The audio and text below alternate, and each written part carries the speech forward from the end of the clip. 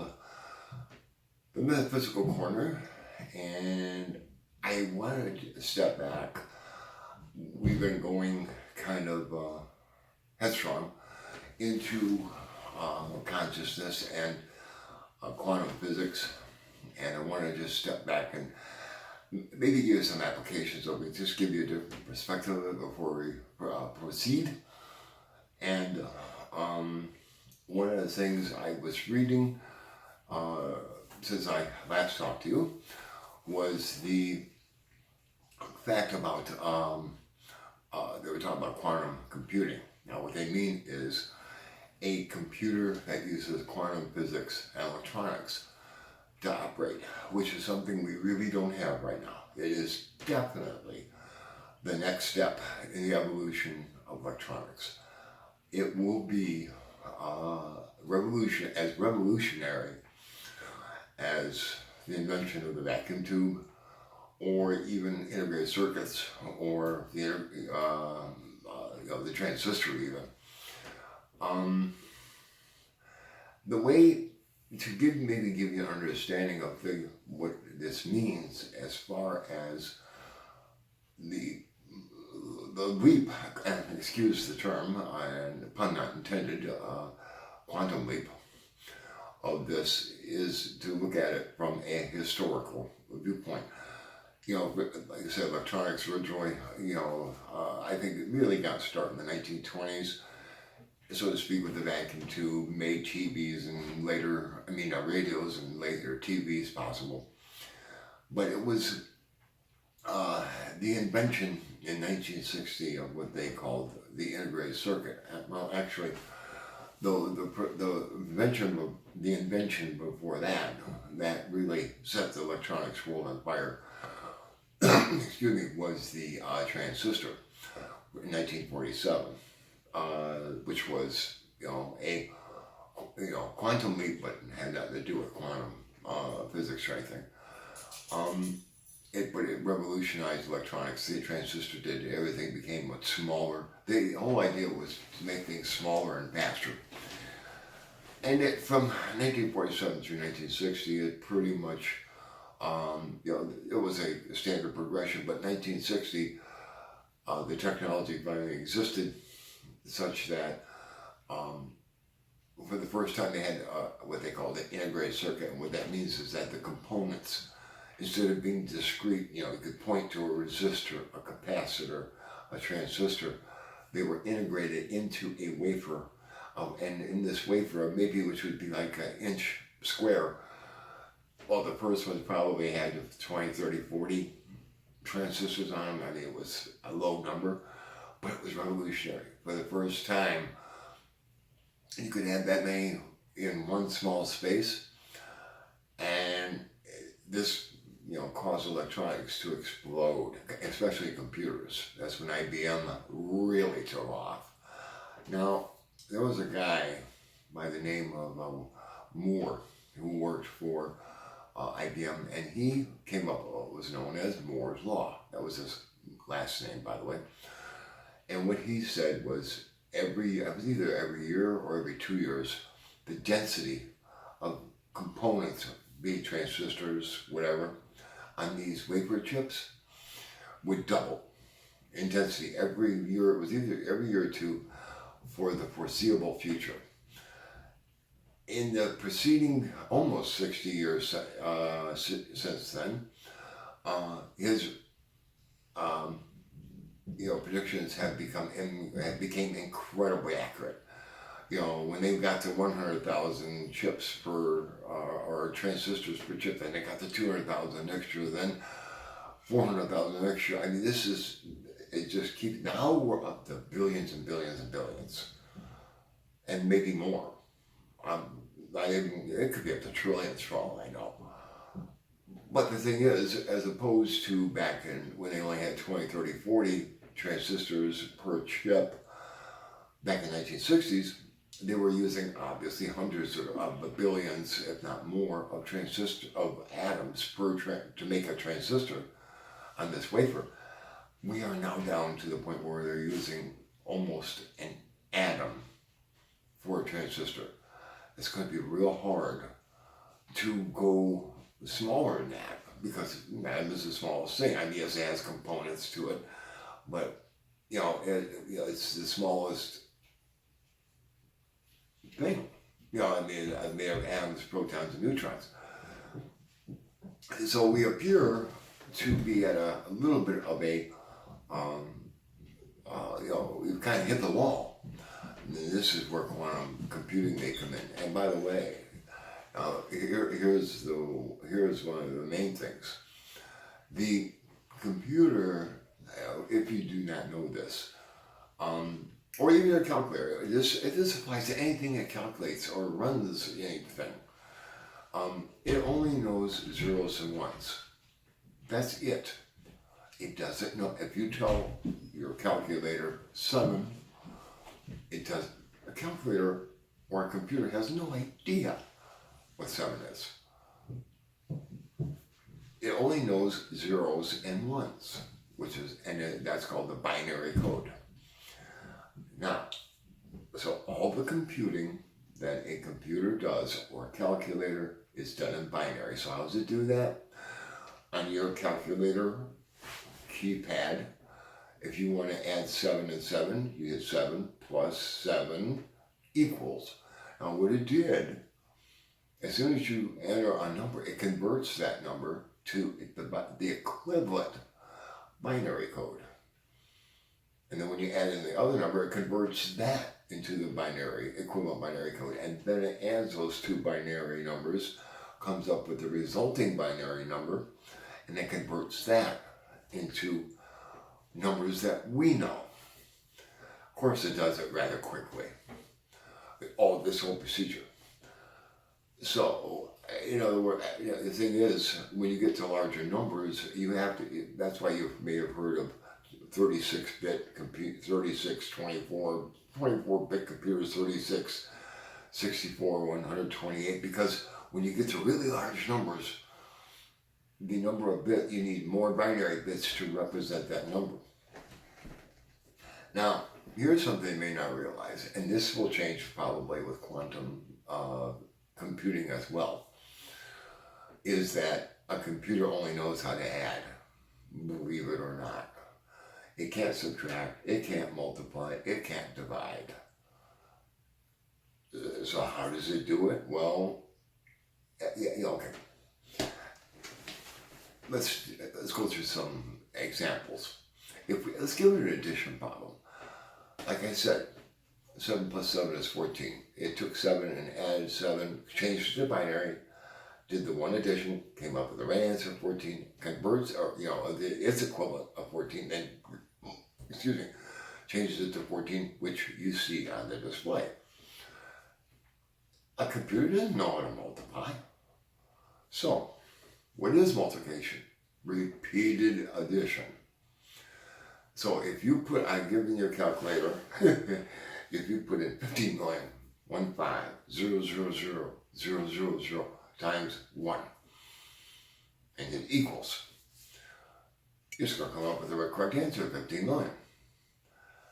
Does it know that? Does it know the shortcut? That anything times 1 is itself? No. What it did is it took 1 and added 1 to it, and add 1 to it, and add 1 to it, and another 1 to it, 15 million times. And it comes up with the right answer. And you sit there, of course, you get the answer the moment you get the equal sign. Well, that's how fast it is. It did those 15 million multiplications in just that period of time. Additions, I'm sorry. So, what about subtraction? Once again, the electronics, the circuitry doesn't know how to subtract. Only knows how to add. But in binary, there's a thing called 1's complement and 2's complement, where a binary number, if I put in on my calculator 14 minus 7, it changes the 14 to the binary code. Now minus 7 is a negative number. It's not going to take away 7, it's going to add a negative 7. The difference is subtle, but it's there. And what it does is it changes that negative 7 into a binary code for a negative 7 using 1 or 2's complement. It's a structural procedure.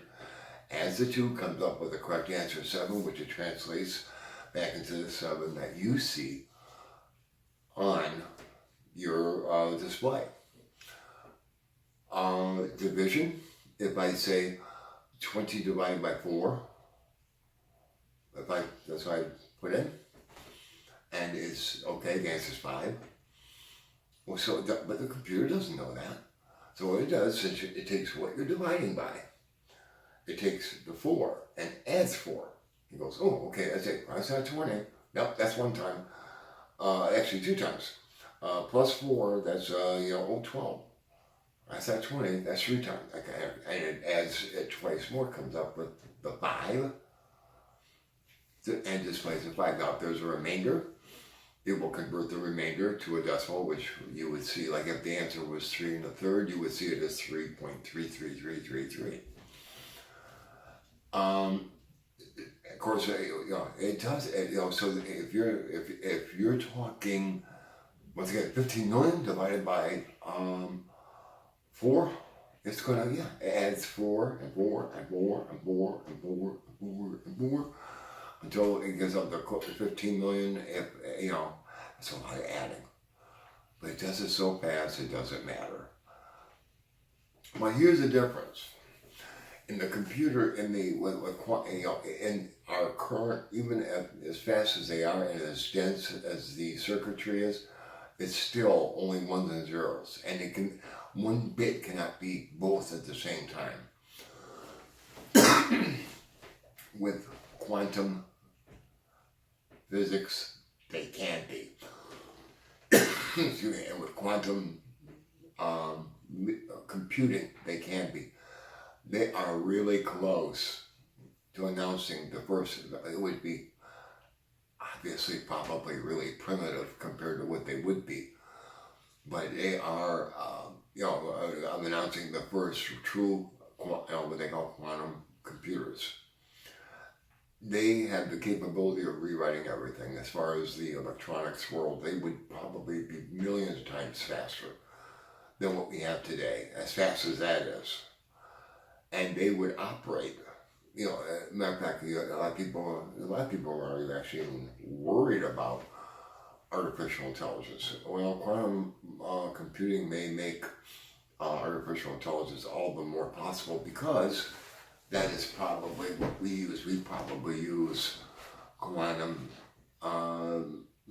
physics and mechanics in our thinking, and now we're going to get into that. As far as your brain goes, what's in there? Obviously, at what levels do you have your conscious, that you're aware of it with the world. You have your subconscious. Personally, I think there's much, much more than that. I think it goes much deeper than that. There are those who have said, and this is kind of conjecture. I have no proof, but if you think about it, it makes a lot of sense. When we think, us, living here in the United States, we think of, when I'm sitting there you think about something, you're at home, it's quiet, you're thinking, you think just, we know English, you think in English. Is that what you're really thinking in? I don't think so. If Germans, I'm sure, knowing the German language, they would think in German. Italians think in Italian. But maybe not. I think the brain is very similar to computers. There's a lot of link there. There's a lot of similarity in that computers, with all they know are 0s and 1s. Our brains know something similar. I don't know what that is, but it's similar. And what happens is when you hear things, see things, experience things, and you're thinking, there is, much like there in computers, they have, it does the translating of our numbers into binary and vice versa. your brain basically does the same thing. In other words, your deepest thoughts are not being thought of in English, but it's something that we don't even know about.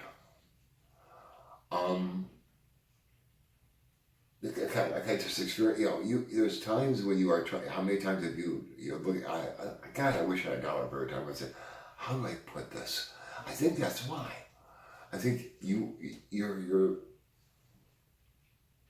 the most basic level of your thinking is one knows what it wants to say, but it has to be translated into the language that you know so you can say it.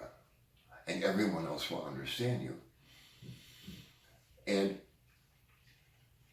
they also say, and I agree with this entirely, and I'm going to prove it to you, is the experience of, everything you have ever seen, heard, touched, felt, emotion, is remembered. It is stored in you, much like the Akashic records. And I think that's actually where it gets stored, to be honest with you. We'll get into that later. But how many times, and it's happened to me so many times, when you learn something, when you see something, experience something, which is constant, your brain prioritizes or tries to what's important. And I think there's let's say there's 10 different, there could be more, but let's say there's 10 levels of importance as far as the brain is concerned. And as you experience stuff, your brain puts it into a priority section of the brain, depending upon how important it is that you are going to recall this info. Think about it. And when you're a child and you learn the multiplication table, your brain knows this is incredibly important, so that when someone says to you, hey, what's 7 times 6? And you say 42, you don't even have to think about it. It's there. It's in the highest priority of the brain. The name of your spouse is probably a good thing to keep up there too. Or if you're at work, if there's a particular procedure you have to do, or like the case I do, fixing lasers, there's certain procedures you have to follow in order to properly align a laser. This is something, my brain, I can do them in my sleep, but it's in a very high priority. Now, how many times have you been asked something that you know, you've heard it, you've seen it, and you sit there and go, oh my God, I know this, and you can't recall. You could bash your head against the wall. I've almost done that a couple times, and you cannot remember, and you know it. Well, what happened, and then it could be minutes later, it could be hours, days, I even had it be weeks later. All of a sudden, it will come to you. Oh my God, I remember now when I was trying to, why did it, and then you call the person, I remember, and whatever it is. What happens, even when you were trying to remember, you eventually forget about it because of all the different incredible levels that your brain operates at. Your brain did not give up. It's looking in the mirror. It knows it's there. It's got to find it. And yes, it always doesn't find it. Sometimes it doesn't. That's why sometimes you try to remember something, and 5 years later you can't remember but that was probably because it got prioritized at a really low level, in an area that you probably would never expect to remember again or have to recall. Something maybe in the mid-range of importance, it takes a little while to find. And even though you on a conscious level have forgotten about it, your subconscious and below has not. And you're still searching for it. It hits you like a ton of bricks, doesn't it? It's like, oh God, yeah, hey, I remember. I know it's happened to me more than a few times in my life, and that's exactly what happens. So it gives you an indication of how the brain really works. I tell you what, I got 3 of the most wonderful dogs in the world, and I love watching them play. I'm amazed though as I observe them and play with them. They think. There is no doubt these creatures think, and they think deeply, and they certainly are capable of every emotion, which is, a brain thing. But, okay, us, we think in English, a German, they think in German, an Italian, they think in Italian. Does a dog sit there and when he's trying to think of something, is he going, bark, bark, bark, bark, bark, bark, bark, in his brain? I don't think so. I think he thinks at the most basic level. It is like we're thinking. We got this like intermediate level that they don't. To translate into a language, their only language is barking. They have no other language other than that. But to watch them, it's so obvious that they are thinking. Buddy, our one dog, our collie border mix, he figured out how to open that damn front door. He knows he hit that latch when it's not locked, and he learned this. I didn't teach him that, he learned it. That's thinking. And that's rather advanced thinking. So what I'm saying is there's something much more going on here. What I'm trying to impress upon you is we are much more complex than we will ever know. It's fun. Like, for example, watch your animals, or, it's amazing. It really is. So I just wanted to take, this whole thing of quantum computing that's coming. It's going to be exciting. Talk about quantum leaps. Whew. But it's going to be fun. And I just wanted to give you some illustration. It's like all this talk we've been doing of talking about quantum stuff and consciousness. I just want to give you a couple of real life examples and give everyone a little break, and maybe try and make you laugh and learn something in the meantime, or maybe just get you to think and question me too. Don't be afraid to sit there and say, "Hey, Frank, you're full of BS." I wish we were doing these live. I love listening to people. I've learned some of the stuff I've learned that turned out to be the best stuff was people just pointing out stuff that I never even thought of. I think I mentioned this before, maybe not. About the time Valerie and I were talking about reincarnation. And, in my feeble mind, all I ever thought was reincarnating in the future. And she made a point. And she's kind of on the fence about it, reincarnation. Well, that's fine. But she goes, well, why does it have to be in the future? Why can't it be in the past?